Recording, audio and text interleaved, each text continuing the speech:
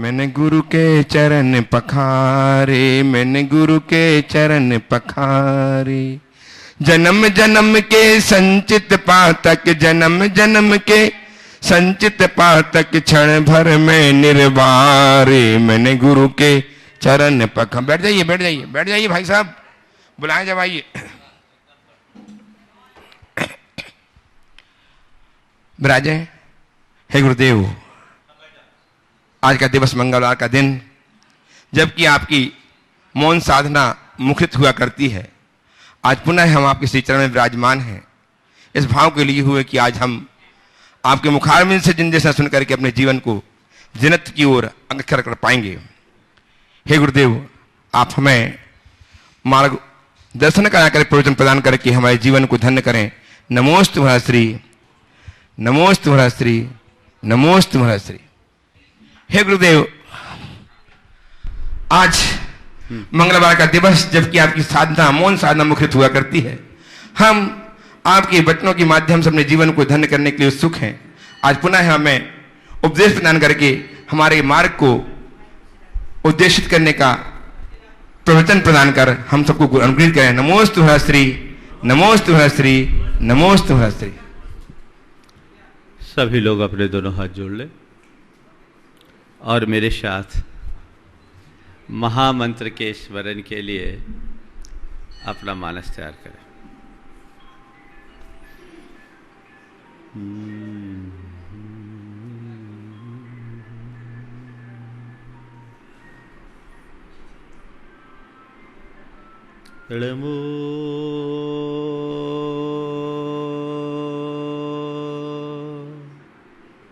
अरिहन्ताणम्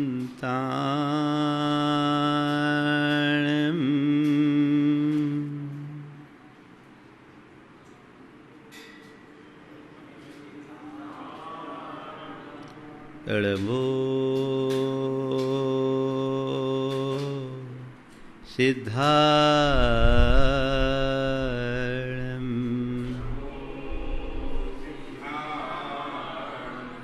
अळमो आयर्याणम्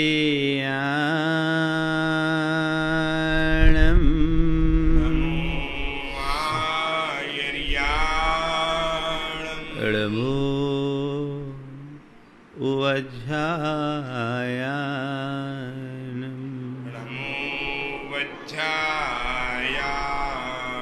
अळमोलोये सव्वशाहुनम्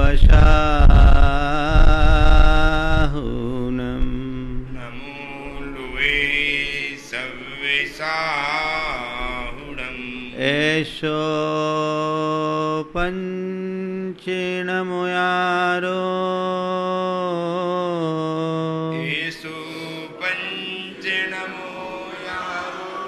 सव्वपावपनाशिनो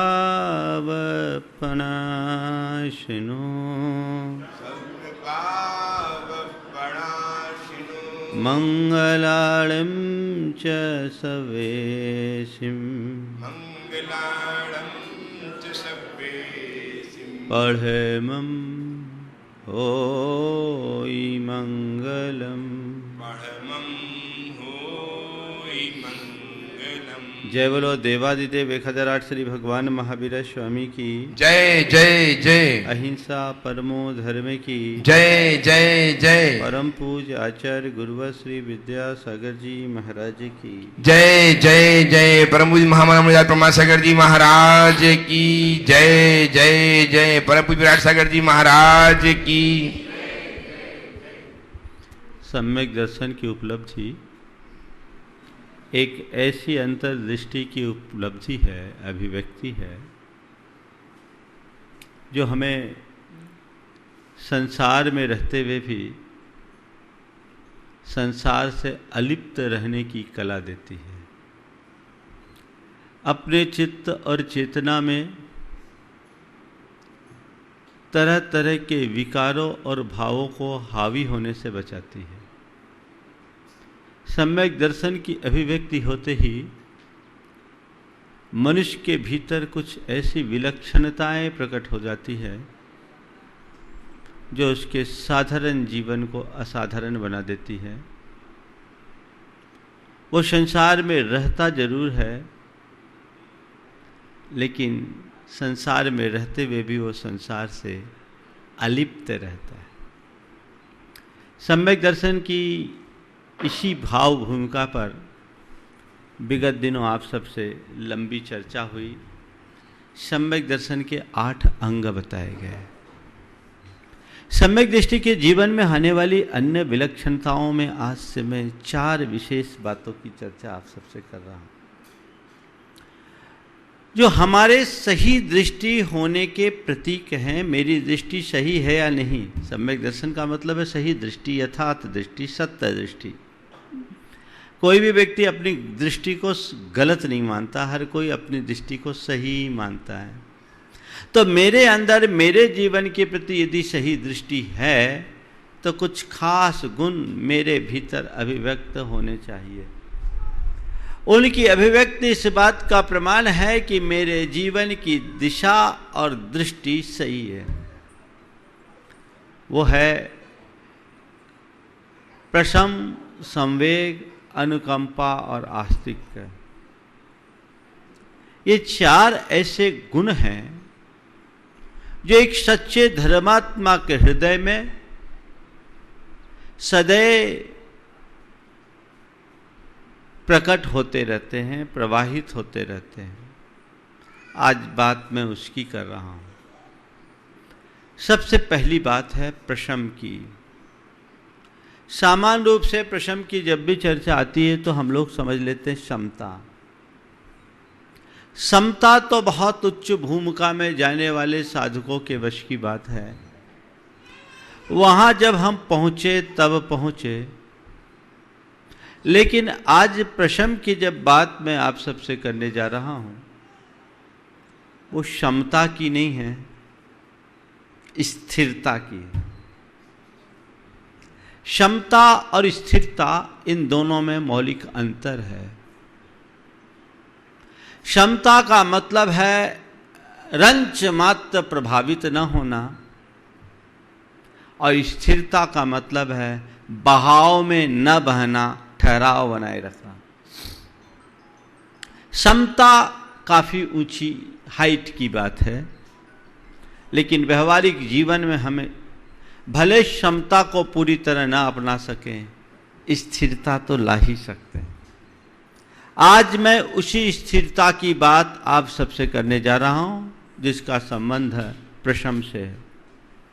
प्रशम का मतलब होता है क्रोधादि कषायों का अनुद्रेक। हमारे आपके सबके हृदय में कषाय हैं, पैशंस हैं। उनका प्रभाव हमारे जीवन में हीनाधिक मात्रा में दिखता है। हर कोई कषायों से प्रभावित है, ठीक है। कषायों से प्रभावित होना और कषायों के बहाव में बह जाना, गुस्सा होना और गुस्से में पागल होना, मान करना, मान में फूल जाना,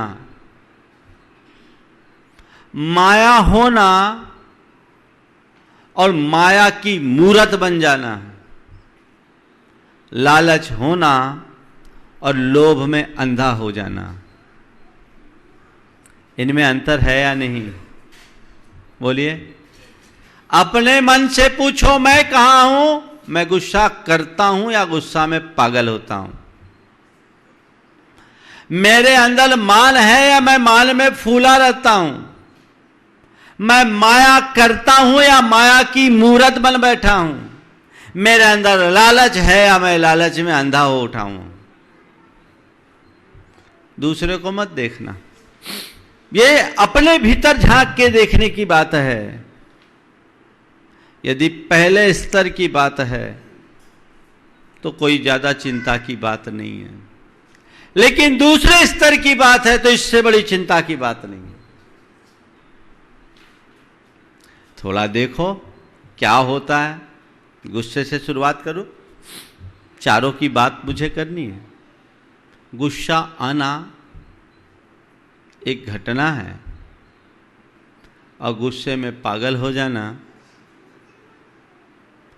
दुर्घटना। गुस्सा आया, उस गुस्से को हमने वहीं खत्म कर दिया, वहीं दबा दिया, मामला खत्म। लेकिन यदि हम गुस्से के बहाव में बह गए तो उससे खतरनाक कोई नहीं। आज 4 बातें आप सबसे कहूंगा।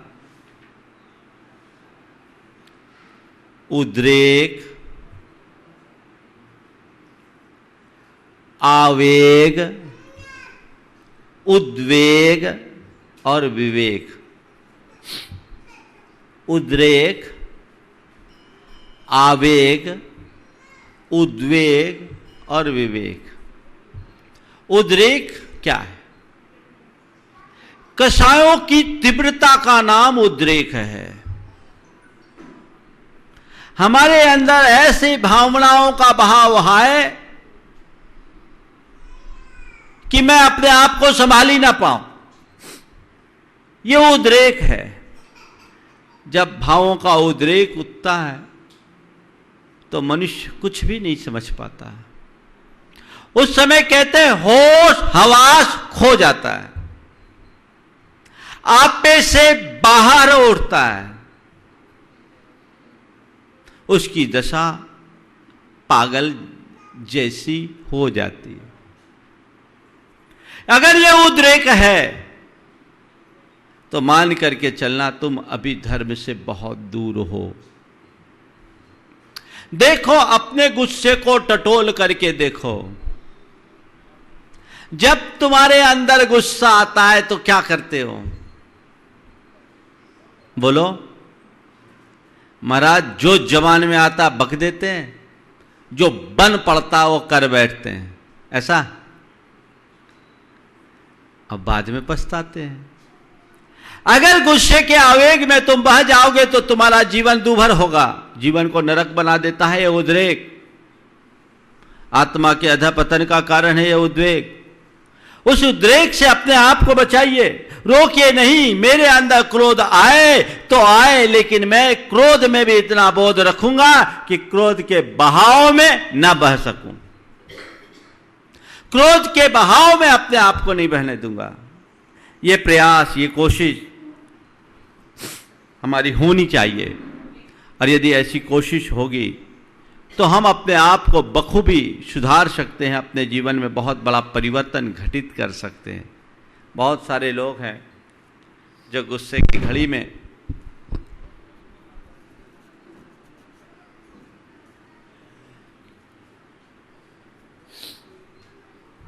अपना सारा विवेक खो बैठते हैं।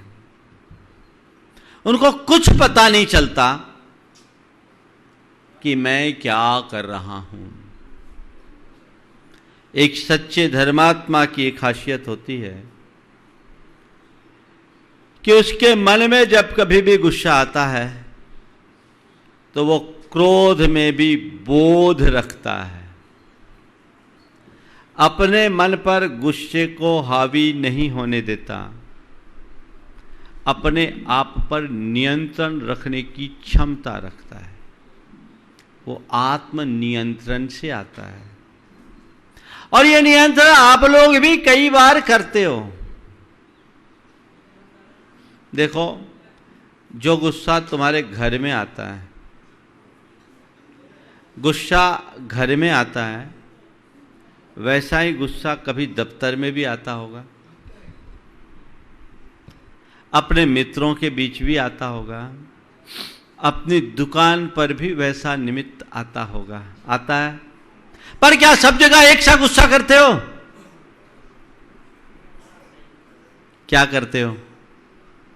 हाँ महाराज, घर में जब गुस्सा आता है तो बेफिक्र होकर प्रकट कर देते हैं, कोई चिंता नहीं करते, और जो होती है पूरी भड़ास निकाल डालते हैं, चाहे उसका कोई भी खामियाजा क्यों ना उठाना पड़े। कभी कभी तो लोग गुस्से में घर की सामग्री भी नष्ट कर डालते हैं, जीवन ही बर्बाद। लेकिन ऐसा गुस्सैल आदमी भी यदि कहीं काम करता हो और उसका बॉस उसे झाड़ लगाए तो क्या करते हैं? उस समय तो कुछ बोल भी नहीं पाते, भाव भंगिमा भी नहीं बिगाड़ते, क्योंकि उससे भी कैरियर का संकट खड़ा हो जाता है। चुपचाप सुन लेते हैं, बल्कि यूं कहें दांत निपोड़ते हुए बाहर चले आते हैं, है ना?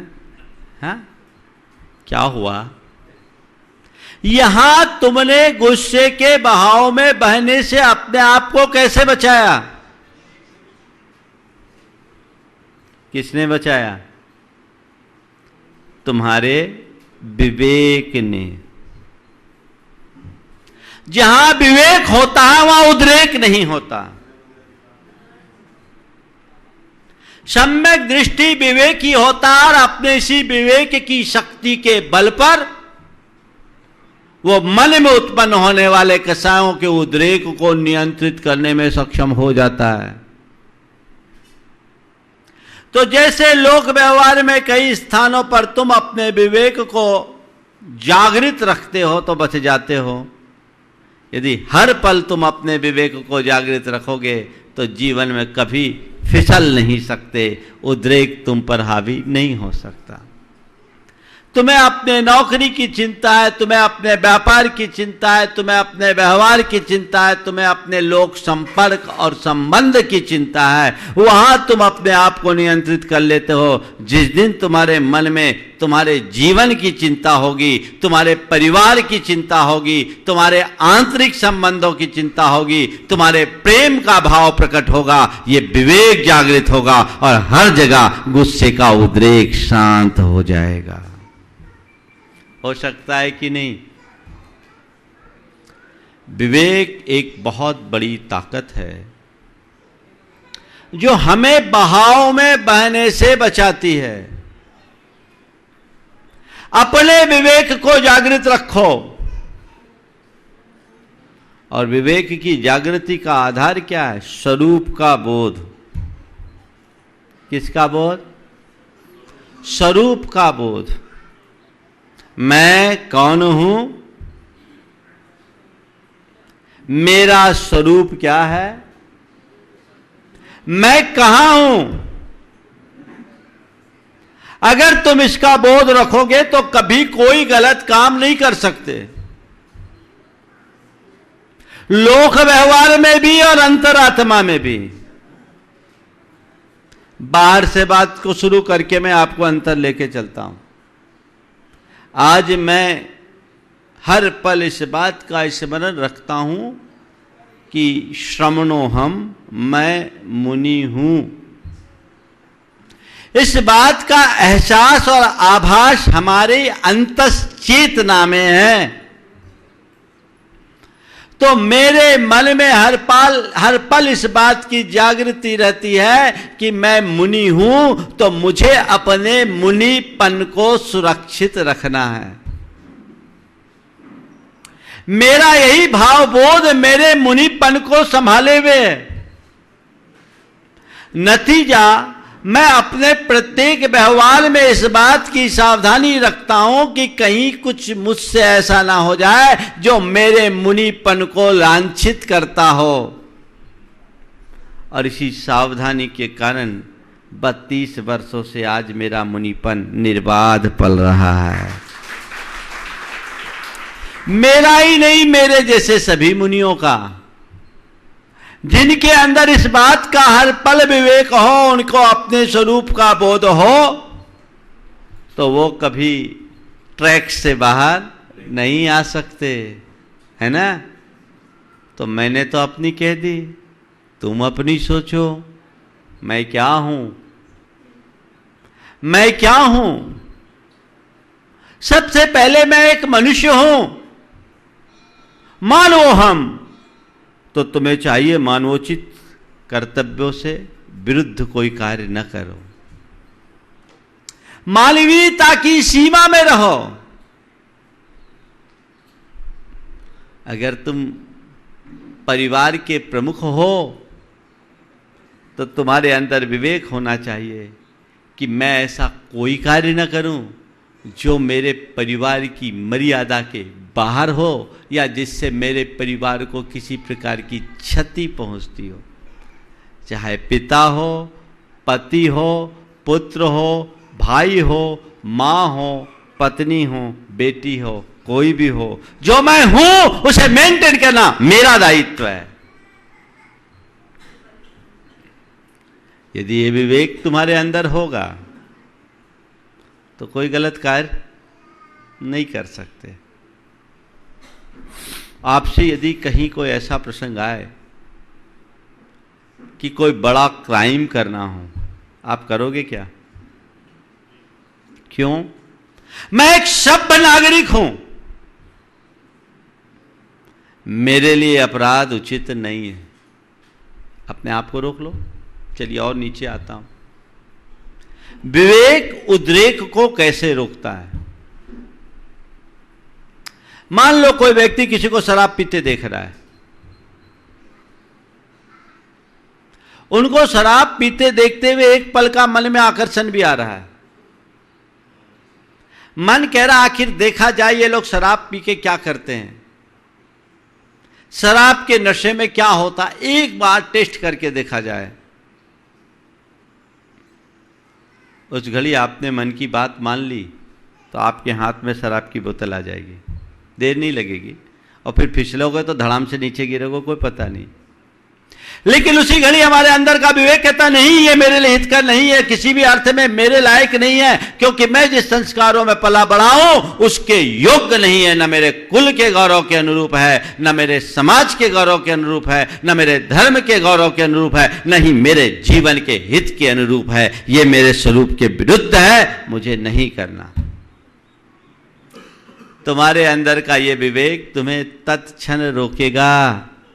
रोकेगा कि नहीं? हाँ, किसके बदौलत रोका? जो आदमी नशा करते हैं ना, उनमें भी खुल्लम खुल्ला नशा करने वाले लोग कम होते हैं।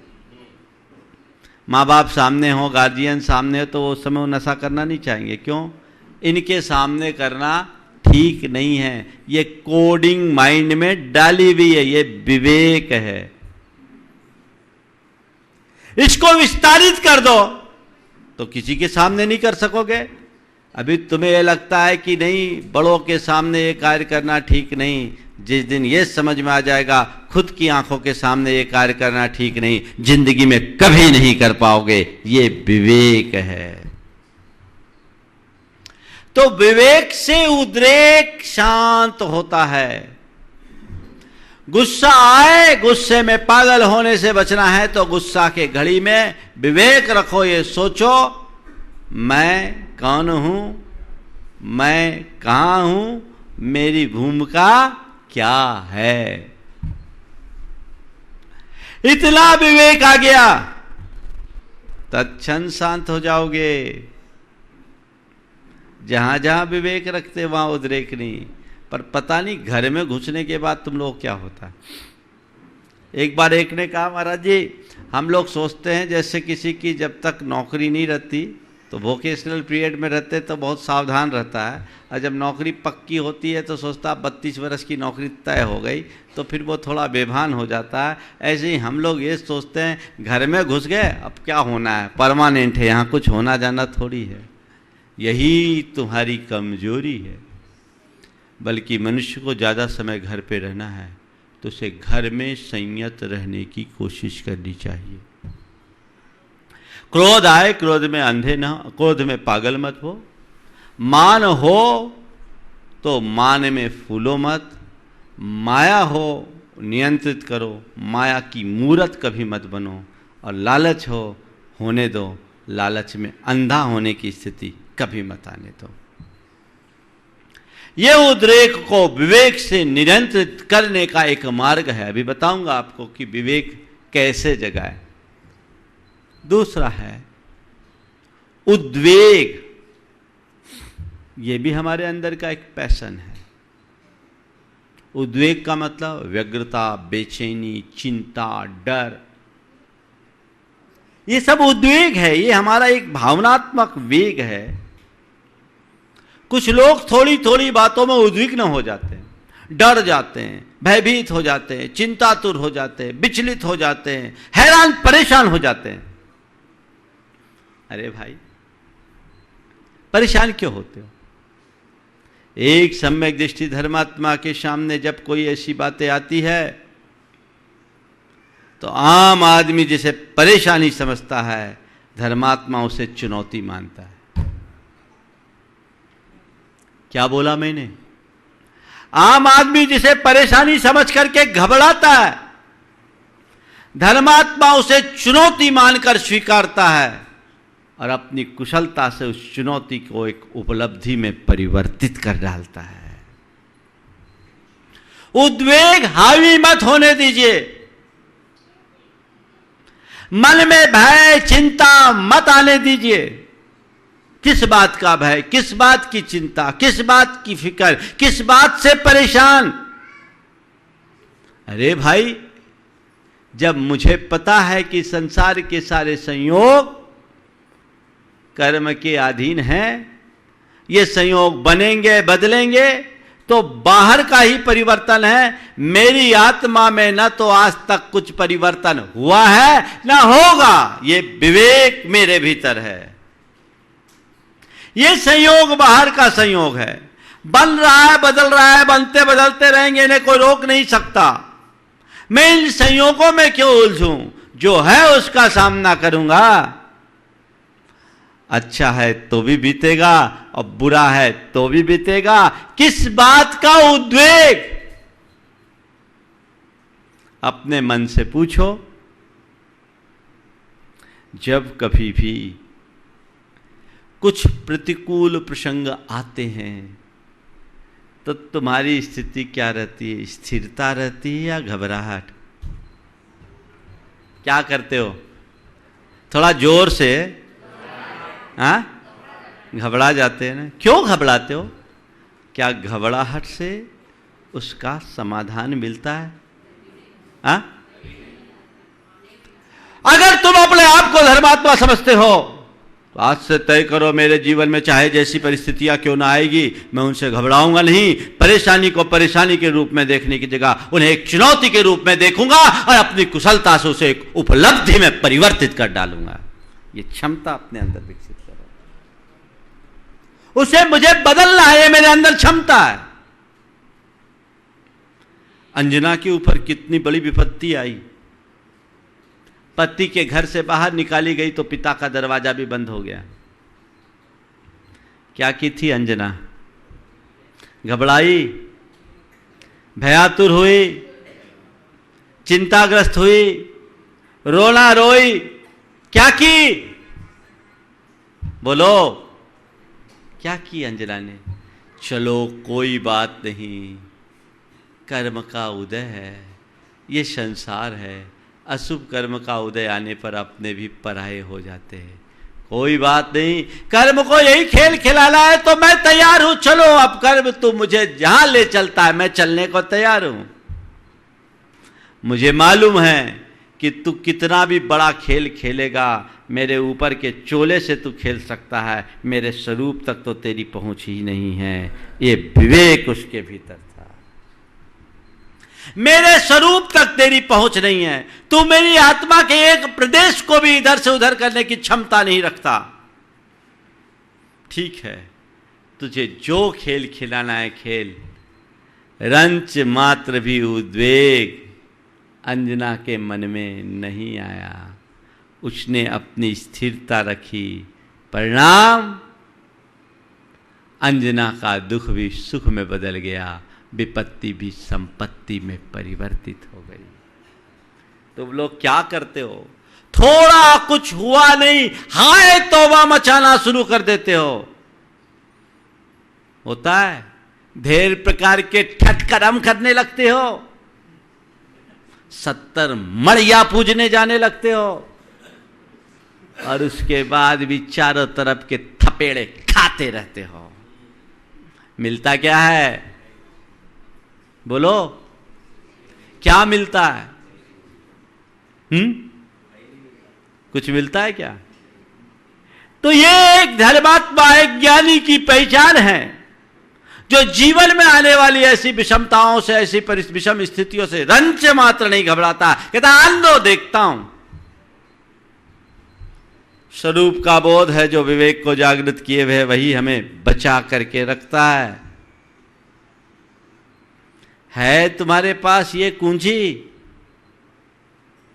कुंजी तो सबके पास है, पर भूले बैठे हो। एक के मकान का दरवाजा बंद था, ताला लगा हुआ था, अब बहुत देर से वो चाबी ढूंढ रहा था, ताला कैसे खोलूं, बड़ा परेशान, मकान में कैसे जाऊं, सर्द रात, हिमपात हो रहा है, दरवाजा बंद है, अब पूरा शरीर अकड़ा जा रहा है, इधर ढूंढ रहा, उधर ढूंढ रहा, अड़ोसी से पूछ रहा है, पड़ोसी से पूछ रहा है, चाबी कहाँ, चाबी कहाँ, चाबी कहाँ, चाबी कहाँ, हैरान परेशान। पर बाद में ध्यान आया, चाबी उसके कोट के भीतर की जेब में पड़ा। चाबी कहाँ थी? कोट के भीतर की जेब में। जब पहले से पता होता तो इतना परेशान होता। कुंजी तुम्हारे पास है पर तुम्हें उसका पता नहीं। विवेक की चाबी से तुम अपने जीवन की हर समस्या का ताला खोल सकते हो, यह ताकत तुम्हारे पास है। जीवन की हर समस्या के ताले को खोलने की ताकत विवेक के पास है, वो कुंजी है। उसको संभालिए, उसका उपयोग कीजिए, जीवन को उस अनुरूप ढालने की कोशिश कीजिए, जीवन एक नई ऊंचाई तक पहुंच सकता है। तो कोई उद्वेग अपने ऊपर हावी मत होने दीजिए, न भय होगा, न चिंता होगी, न किसी तरह की परेशानी का अनुभव करोगे, अपने आप शांत हो जाओगे। तीसरी बात आवेग की है। आवेग यानी फोर्स आना, किसका? ये एक प्रकार का पैशन है, भावनात्मक आवेग। जब मनुष्य के अंदर उत्पन्न होता है, वो अच्छी और बुरी दोनों स्थिति में आता है। हर्ष का भी आवेग होता है, विषाद का भी होता है, खुशी में भी होता है और गम में भी होता है। इस पर भी नियंत्रण होना चाहिए। प्रायः आवेग में आवेश आता है ना? जब जब आवेग आता, आवेश आता है, एक्साइटमेंट, एक्स्ट्रा एक्साइटमेंट नहीं। अपने अंदर ठहराव लाइए। ज्यादा एक्साइटमेंट अच्छी बात नहीं है। आप देखिए, छोटे बच्चे थोड़ी थोड़ी बातों में बहुत ज्यादा एक्साइट हो जाते हैं, लेकिन बड़े आदमी जैसे जैसे समझदार होते हैं, बड़ी बड़ी बातों में भी सहज बने रहते हैं। होता है कि नहीं होता? बोलो। लोक व्यवहार में इतना तो तुम निभा लेते हो, जब बाहर की कोई चीज़ें आती है छोटी मोटी, उस समय बच्चे ज़्यादा उछलते भी है तो हाँ बेटा अभी कुछ उछलने की बात नहीं है, क्योंकि ये ऐसी बात नहीं है जिस पे हम इतनी खुशी मनाएं, है ना? लेकिन जब भीतर की बातें होती है, उसको लेकर कितना आवेश आता है। ये आवेग चाहे क्रोध का हो, चाहे मान का हो, चाहे माया का हो, चाहे लोभ का हो, बड़ा खतरनाक। देखिए आवेग हमें कैसे ले डूबता है। एक महिला के पति का 1 करोड़ की लॉटरी खुल गई। पति के लिए 1 करोड़ की लॉटरी खुल गई। पति साधारण सा रिक्शा चालक था। 1 करोड़ की लॉटरी खुली। पत्नी ने सोचा, मेरे पति अगर इस समाचार को सुनेंगे, झेल नहीं पाएंगे तो कहीं हार्ट फेल ना हो जाए। हाँ, तो सीधे सीधे इन्हें नहीं बताना चाहिए। वो अपने एक गुरु के पास ले गई जो एक पादरी था। अपने पति को कही कि चलो आज पादरी से हम कहते हैं। पादरी को उसने बातें बताई, पहले से पादरी को बता दी थी। पादरी ने बातचीत में कहा, ये बता तेरी 10,000 की लॉटरी निकल जाए तो तू क्या करेगा? बोले साहब 5,000 आपको दे दूं। 10,000 की लॉटरी निकली, क्या करेगा? 5,000 आपको दे दूंगा। बोले 1 लाख की, बोले 50,000 आपकी, बोले 10 लाख की तो 5 लाख आपको। पूछा 1 करोड़ की, तो बोला 50 लाख आपको। 1 करोड़ की तो बोला 50 लाख आपकी। और जैसे ही पादरी ने सुना 50 लाख आपकी, उसकी हाथ फेल हो, उसका हार्ट फेल हो गया। समझ में आ गया? क्योंकि उसको ये पता था कि 50 लाख अब मुझे मिल रहा है, उसको तो पता नहीं था। ये अत्यधिक उत्तेजना का परिणाम है, ये एक्साइटमेंट का परिणाम है। ज्यादा एक्साइट मत होइए, अपने आप को मोड़िए।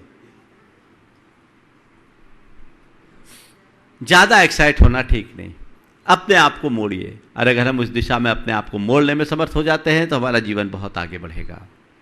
सवाल कैसे लाए महाराज? प्रवचन में तो बहुत अच्छा लगता है, और आप जब बोलते तो अंदर खलबली मचने लगती है। अपनाए कैसे? महत्व का है, विवेक को जागृत करने के लिए। आप चाहते हैं कि मेरे अंदर कषायों का तेज उभार ना आए, या यूं कहूं कषायों की बाढ़ ना आए, तो उसके लिए कुछ प्रक्रिया है। भावना योग में मैं यही सब करवाता हूं। एक है ऑटो सजेशन। ऑटो सजेशन एक विश्व प्रसिद्ध प्रक्रिया है। आधुनिक मनोविज्ञान के पंडित इसे बहुत अच्छे से फैला रहे हैं, और ये हमारे जैन शास्त्रों से ही बाहर गया है। ऑटो सजेशन यानी आत्म सुझाव। आप जब सहज रहे, जैसे जिन्हें बहुत ज्यादा गुस्सा आता है, या कितने आदमी जिनको गुस्सा नहीं आता, थोड़ा बताना। मतलब सबको आता है, तो कितने लोग हैं जिनको गुस्सा आता है बताओ? तो हाथ तो उठाओ, देखें। इतना डरते डरते क्यों उठा रहे? कुछ लोग सोच रहे उठाऊंगा तो फोटो ना खींच जाए। सबको आता है। चलो रुको, कितने लोग हैं जो गुस्से में आपा खोते हैं? आपा खो देने वाले, जिनको होश नहीं रहता गुस्सा आता है तो, है ना? करीब 5% लोग यहाँ दिख रहे हैं। बहुत अच्छी बात है। मुझे लगता है सिद्धवर कूट आते ही आते सब शुद्ध हो गए, है ना? चलिए, अब आपको अगर गुस्से पर नियंत्रण करना है, एक एक चीजों पर मैं आगे आगे बताऊंगा, पर केवल गुस्से पर आप नियंत्रण रखना चाहते हो ईमानदारी से, तो एक प्रयोग करें। हर पल एक वाक्य दोहराएं, मुझे शांत रहना है। बोलो, मुझे शांत रहना है, मुझे शांत रहना है, मुझे शांत रहना है, मुझे शांत रहना है। रोज सुबह उठो, 108 बार इसको दोहराओ। क्या दोहराना है? हंसो नहीं, बोलो जोर से। मुझे एकदम दीर्घ और लयात्मक तरीके से घर की छत पर बैठ जाओ। मुझे शांत रहना है, मुझे शांत रहना है, मुझे शांत रहना है। ध्यान रखना, ये हंसने की बात नहीं है, ये कोई मिमिक्री का शो नहीं चल रहा है। ये तुम्हारे जीवन के रूपांतरण का मोटिवेशन है, प्रेरणा है। अपनाओ, बदल जाओगे। इससे क्या होगा? तुम्हारे सबकॉन्शियस में ये बात गहरे जाकर बैठ जाएगी, और जब अवचेतन मन में ये बात गहरा जाएगी, तो जब कभी गुस्सा का क्षण आएगा, अंदर से ये उभर आएगा, मुझे शांत रहना है, मुझे शांत रहना है, मुझे शांत रहना है। और यही उभार तुम्हें रोक देगा। नहीं भैया, चलो रुक जाओ। कर सकते आप? कर सकते हैं। इसमें कोई रुपया पैसा तो नहीं लगना। थोड़ा सा प्रयास आपको करना है ईमानदारी से। आप अपने आप गुस्सा आ भी जाए तो उसके बहाव में बहने से बच जाओगे। आप नियमित कीजिए, 1 सप्ताह बाद इसका असर दिखेगा और 3 महीने में रिजल्ट 100% मिलेगा। शांत हो गया? प्रयास कीजिए। जीवन में आमूलचूल परिवर्तन घटित किया जा सकता है। हमारे यहां कहा गया कि तुम जो भी संकल्प करते हो उसको अगर सिद्धि में परिवर्तित करना चाहते हो तो अपने संकल्प की भावना भाओ। संकल्प सिद्धि में बदलेगी। तुम्हें जो चाहिए उसकी भावना भाव, भावना भाव, भावना, बस वही मुझे शांत रहना है। क्या करो? जिस कमरे से बार बार निकलना आना जाना है, दरवाजे पे लिखो मुझे शांत रहना है। अपने ऑफिस के टेबल पर कांच के नीचे लिख दो मुझे शांत रहना है। गाड़ी में है, लिख दो मुझे शांत रहना है। जहां देखो वहां एक ही बात तुम्हारी दृष्टि में आनी चाहिए, मुझे मुझे मुझे। देखो क्या चमत्कार आता है। बड़ा प्रैक्टिकल काम है, लेकिन क्या बताऊं तुम लोगों की हालत ही अलग है। बस एक बार प्रवचन सुन लूं और मैं बदल जाऊं, महाराज का आशीर्वाद ले लूं और बदल जाऊं। अगर ऐसा बदलना होता तो अभी तक तो दुनिया कई बार बदल गई होती। नहीं, बदलाव हमें खुद के भीतर घटित करना है। उसके लिए हमें खुद को तैयार करना होगा। शांत रहोगे, तुम्हारे अंदर क्रोध हो, तुम्हारे अंदर भय हो, तुम्हारे अंदर अवसाद हो, तुम्हारे अंदर चिंता हो, तुम्हारे मन में अन्य कोई दुर्बलता और विकार हो, इस ऑटो सजेशन के माध्यम से आप उसे दूर कर सकते हैं बड़े आसानी से। जब से भावना योग मैंने लोगों को बताया, बहुत सारे लोग मेरे संपर्क में हैं जो इसका प्रयोग करके आज अपने भीतर बहुत गहरा रूपांतरण महसूस कर रहे हैं। आप भी कर सकते हो। अपने जीवन को नरक बनने से बचाना चाहते हो तो ये रास्ता अपनाओ, नहीं तो भुगत तो रहे हो। हमें क्या करना, तुम्हारी तुम जानो। मैं तो एक केवल प्रशस्त भाव रखकर आप सबके बीच ये बात कहता हूं कि जीवन में बदलाव घटित करना चाहते हो तो कुछ हमें अपनी दृष्टि को बदलना होगा। मेरे मन का विवेक जगे, और यदि अंतरात्मा का विवेक जग जाए, हर पल मैं आत्मा हूं, मैं आत्मा हूं, मैं आत्मा हूं, मैं शुद्ध आत्मा हूं, मैं पवित्र आत्मा हूं, ये भावना गहरी बन जाए तो फिर तुम्हारे लिए कोई भी कठिनाई नहीं हो सकती। अपने आप विकारों का उभार शांत होगा और तुम हर पल अपने जीवन की मस्ती का आनंद ले सकते हो। अभी तो लोग त्रस्त हैं। बोलो, त्रस्त हो कि मस्त? हाँ, त्रस्त हैं और कसम खाए हैं कि ऐसे ही रहेंगे। क्या करना है? त्रस्त होकर के अपना जीवन बिताना है या मस्त होकर के जीवन का आनंद लेना है? संकल्प लीजिए, अपने भीतर परिवर्तन का तय कीजिए कि नहीं, मैं वह पाना चाहता हूं जो मैं हूं, मैं वह बनना चाहता हूं जो मैं हूं।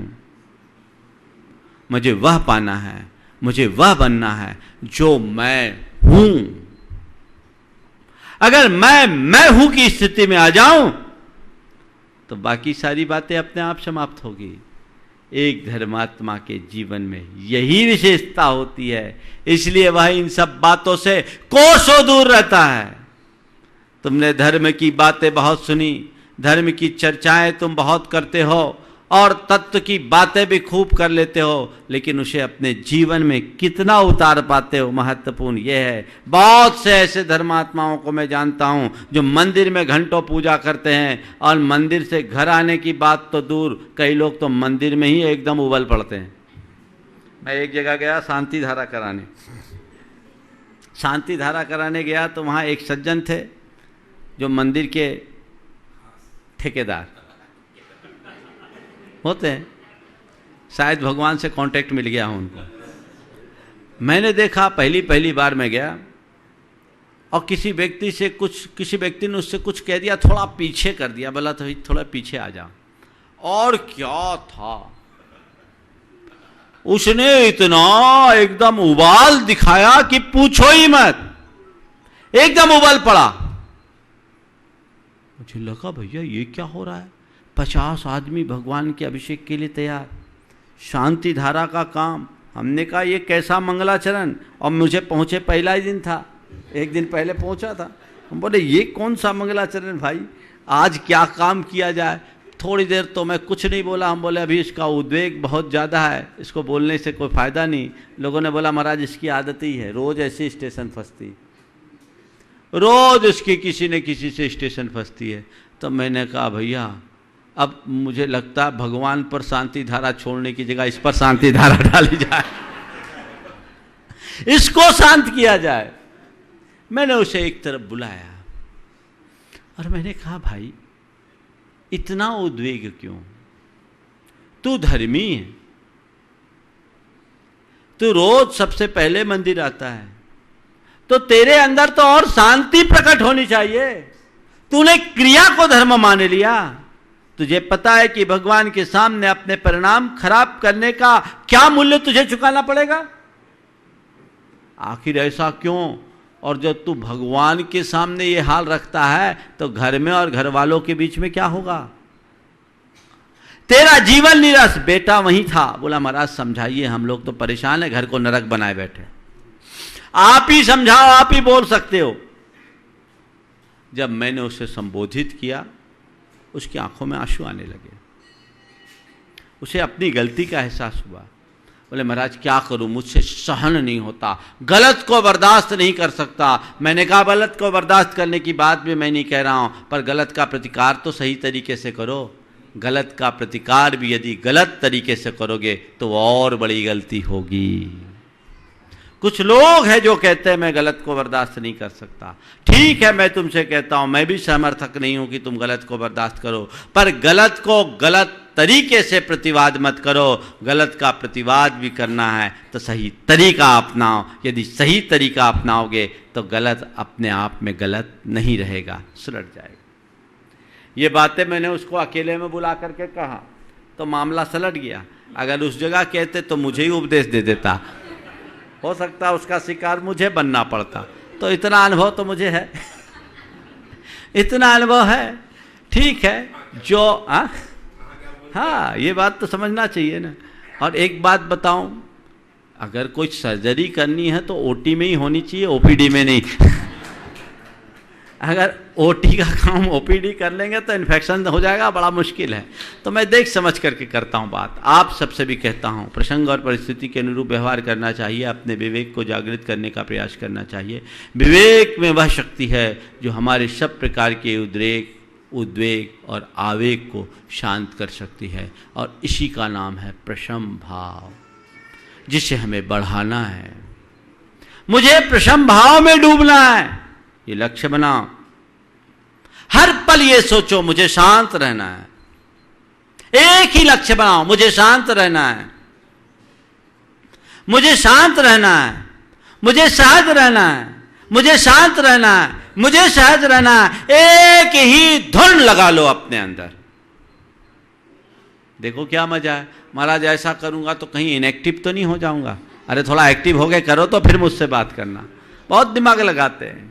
शांत रहने का मतलब ये नहीं कि निश्चेष्ट होना, शांत रहने का मतलब है सहज रहना, सहज रहना, सक्रिय बनना, लेकिन सहज होकर। तुम लोग प्रयास कम करते हो, परेशान ज्यादा होते हो। अब मैं कहता हूं प्रयास पूरा करो, परेशान बिल्कुल मत हो। यह रास्ता अपनाओ तो जीवन में व्यापक बदलाव घटित होगा। वो हमारे जीवन की एक बड़ी उपलब्धि होगी। आप लोग इसे परिवर्तित करना शुरू कीजिए। आने वाले 31 तारीख से 2 तारीख तक भावना योग का जो कार्यक्रम यहाँ पर है, ये पहला शिविर के रूप में है, लेकिन इसका लाभ लोगों तक होना चाहिए, लोगों तक इसे पहुँचाना चाहिए। हम थोड़ी सी साधना से अपना और औरों का जीवन आमूल-चूल बदल सकते हैं। हम इसकी शुरुआत करें, अपने आप को बदलने का संकल्प लें। जिस दिन ये ठान लोगे, तुम्हारे लिए कुछ भी असंभव नहीं है। हमेशा ये देखो मुझे क्या पाना है, ये मत देखो मुझे क्या खोना है। नेगेटिव बातों को गौन करो, पॉजिटिव बातों को आत्मसात करके बढ़ते जाओ, बढ़ते जाओ, बढ़ते जाओ, जीवन में बहुत बड़ा बदलाव आए। इसके साथ ही आने वाले 7 तारीख को श्रुत पंचमी है और 2 तारीख को गुरु राम गुरु आचार्य ज्ञान सागर जी महाराज का समाधि दिवस भी है और 1 तारीख को शांतिनाथ भगवान का गर्भजन तप कल्याण है। चतुर्दशी अमावस्या कब है? अमावस्या 3 को है। 3 को है, अच्छा हाँ 3 को है, चलो ठीक है, तो देख लेंगे। श्रुत पंचमी के दिन यहाँ एक बहुत अच्छा कार्यक्रम है। देश भर के जैन समाज में एक जागरूकता लाने के लिए जैन जनगणना जागरूकता अभियान की शुरुआत यहाँ से की जा रही है। जो विगत दिनों हमने रतलाम में कहा था, समाज के जनगणना को ठीक तरीके से करके, ताकि समाज का आर्थिक सर्वेक्षण करके समाज के अभावग्रस्त लोगों को सशक्त बनाने के कुछ ठोस कार्यक्रम बनाए जाए। मुझे बड़ी प्रसन्नता है कि बिना किसी संस्थागत व्यवस्था के लाखों परिवार उससे संबद्ध हो गए, लेकिन इसे व्यवस्थित तरीके से करने के लिए, इसे एक अच्छा स्वरूप प्रदान करने के उद्देश्य से 7 तारीख को यहाँ पर एक चिंतन बैठक बुलाई गई। जिनके संपर्क थे उन सबको यहाँ से सूचना दे दी गई, लेकिन जो इस कार्यक्रम में जुड़ना चाहते हैं, जो इस अभियान का हिस्सा बनना चाहते हैं, जो चाहते हैं कि मैं अपने समय, शक्ति और संसाधन का एक अंश समाज के कल्याणकारी इस कार्य में लगाऊं, उन सब का स्वागत है। वो इसी मंच के से उसका अपना निमंत्रण समझो यहाँ आ जाए। बस पूर्व सूचना दे दे तो विजय भाई को थोड़ी सहूलियत हो जाएगी, है ना। आप अपने आने की सूचना दीजिए। ये पहली बैठक है, मुझे मालूम है इसकी अनेक बैठकें करनी होगी, लेकिन मुझे पक्का भरोसा है कि इस बैठकों के बाद हम अपने लक्ष्य तक आगे बढ़ेंगे। हमें आने वाले 2021 में जो जनगणना है उसके लिए जागरूकता जगानी है, ताकि लोग सही तरीके से जनगणना कर सके और हमारी वास्तविकता का लोगों को पता लग सके, और हमारी समाज के बीच जो चुनौतियां हैं हम लोगों को उन तक से अवगत करा सके और उनका समाधान भी प्राप्त कर सके। इस भाव के साथ इस सारे के सारे कार्यक्रम को सुनिश्चित किया गया है। आप सब लोग उसमें अपनी सहभागिता दें और अपना जुड़ाव जोड़ें। जो न भी आ सकते हैं वे अपनी सूचना दें कि मैं इसमें रुचि रखता हूं, ताकि आने वाले अभियान में उन्हें इससे जोड़ा जा सके और उनकी क्षमता का पूरा लाभ उठाया जा सके। इस भाव के साथ अधिक विस्तार न देते हुए आज प्रशम भाव की बात मैंने की है। एक सूत्र लेकर जाना है, मुझे मुझे मुझे। कब तक गुनगुनाओगे? यहीं की बाहर भी, हर पल मुझे। खुद के लिए बोलना, दूसरे को मत बोलना, नहीं तो कोई गुस्सा से आ जाए, कहो तुझे शांत रहना है, गड़बड़ हो जाए। मुझे शांत रहना है, मुझे शांत रहना है, मुझे शांत रहना है। लगातार आप 1 सप्ताह करके देखिए,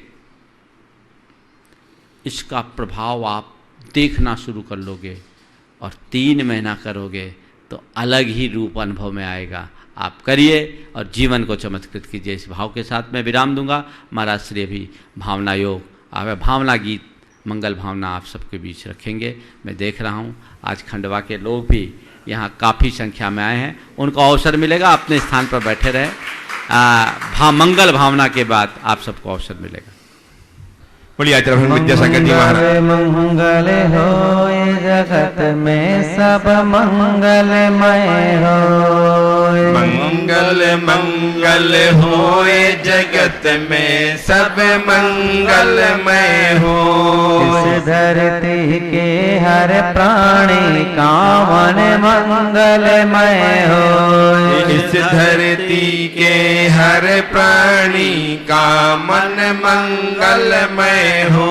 कहीं क्लेश कालेश रहे ना दुख कहीं भी हो।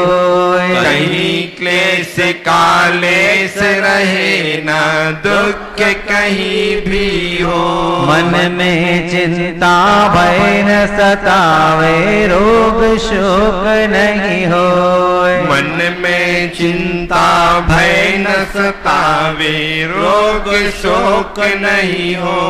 नहीं वैर अभिमान हो मन में, क्षोभ कभी नहीं हो। नहीं बैर अभिमान हो मन में, क्षोभ कभी नहीं हो। मैत्री प्रेम का भाव रहे, नित मन मंगलमय हो। मैत्री प्रेम का भाव रहे, नित्य मन मंगलमय हो। मंगल मंगल हो ये जगत में, सब मंगलमय हो। मंगल मंगल हो ये जगत में, सब मंगलमय हो। इस धरती के हर प्राणी का मन मंगलमय हो। इस धरती के हर प्राणी का मन मंगलमय हो। मन का सब संताप मिटे, और अंतर उज्ज्वल हो। मन का सब संताप मिटे, अरु अंतर उज्ज्वल हो। राग द्वेष और मोह मिट जाए, आत्म निर्मल हो। राग द्वेष और मोह मिट जावे, आत्म निर्मल हो। प्रभु का मंगल गान करे, सब पापों का क्षय हो। प्रभु का मंगल गाल करे, सब पापों का क्षय हो। इस जग के हर प्राणी का हर दिन मंगलमय हो।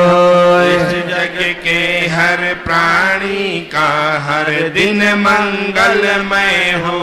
मंगल मंगल हो ये जगत में, सब मंगलमय हो।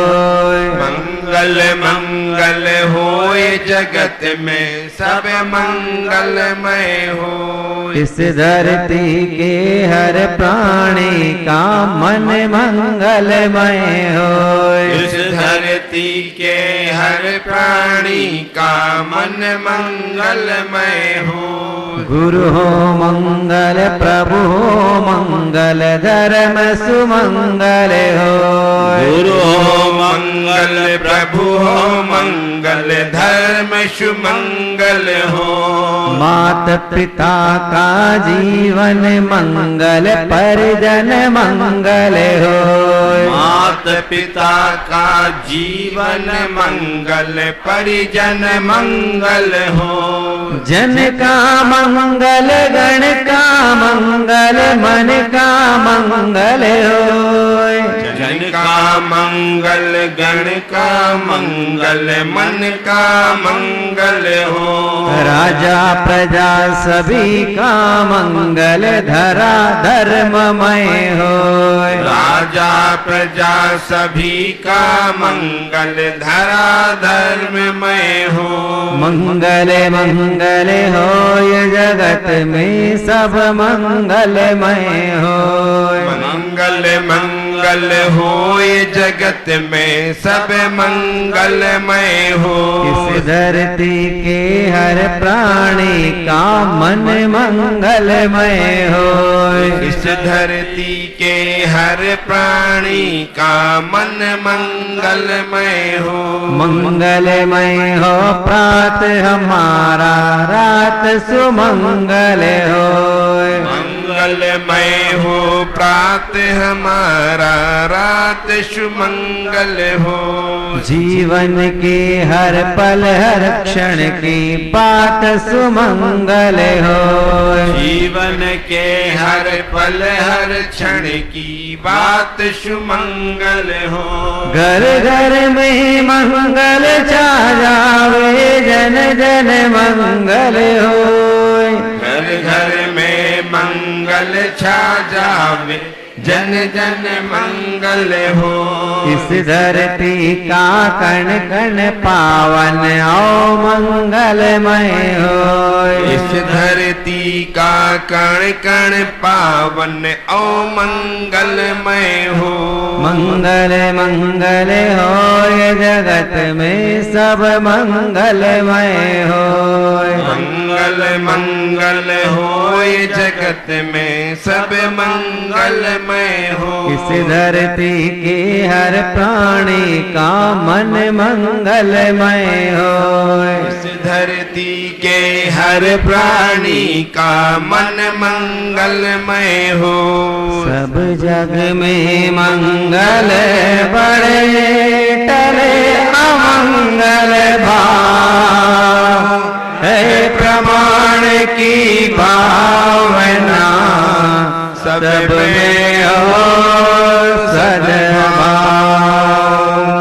बोलिए आचार्य भगवंत गुरुवर श्री विद्यासागर जी महामुनिराज की जय जय जय। मुनि श्री प्रमाण सागर जी महाराज की जय जय जय। परम पूज्य विराट सागर जी महाराज की